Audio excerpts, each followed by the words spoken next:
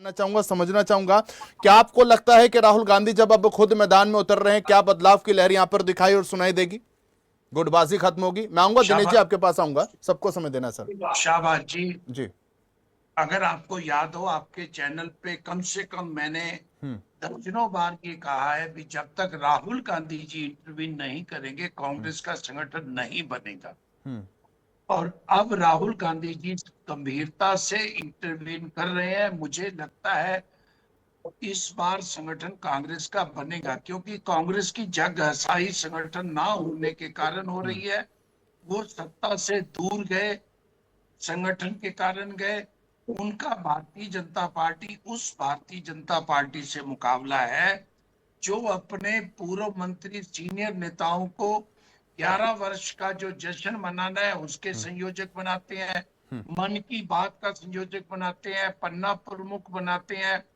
तो इसलिए कांग्रेस शायद गंभीर लगती है। हम्म। जिस ढंग से ऑब्जर्वर बनाए गए हैं, हम्म। मैं अगर ऑब्जर्वर की लिस्ट, वैसे तो अग्रवाल साहब ज्यादा अच्छे ढंग से बताएंगे, हम्म। सभी नेताओं के समर्थकों को 69 में से जो 69 ऑब्जर्वर बनाए गए हैं उसमें 30-32 जो है हुड्डा समर्थक है, हम्म। 20-22 कुमारी शैलजा के समर्थक है, बाकी और नेताओं के हैं।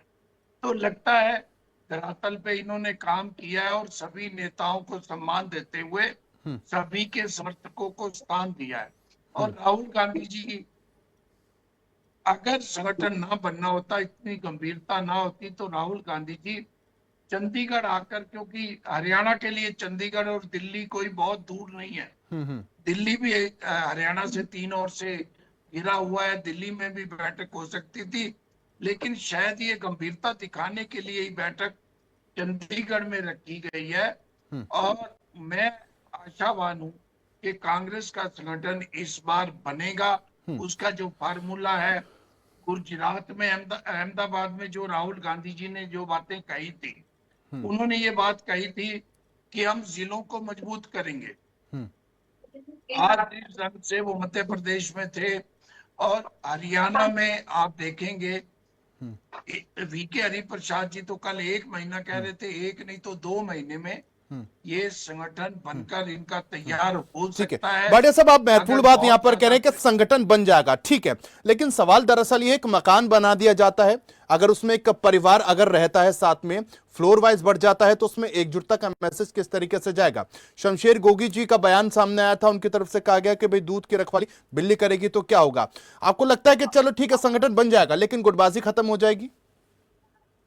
नहीं, वो देखो, एक बात बताऊं मैं आपको, हम्म। गुटबाजी नहीं खत्म होगी और गुटबाजी हर पार्टी में है।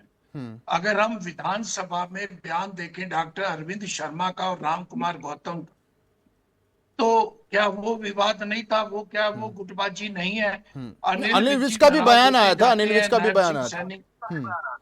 तो क्या गुटबाजी नहीं है? हम्म। क्योंकि अभी इनका राज है, केंद्र में शासन है, हम्म। तो इनकी गुटबाजी हमें कम दिखाई देती है। हम्म।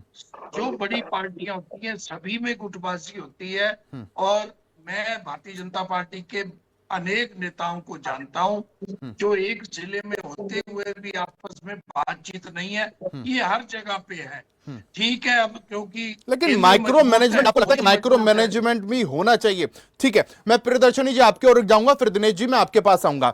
एक बात बताइए, आप गुटबाजी का जिक्र कर रही हैं, आप परिवारवाद का जिक्र कर रही हैं, दिनेश अग्रवाल जी सीधा कह रहे हैं भाई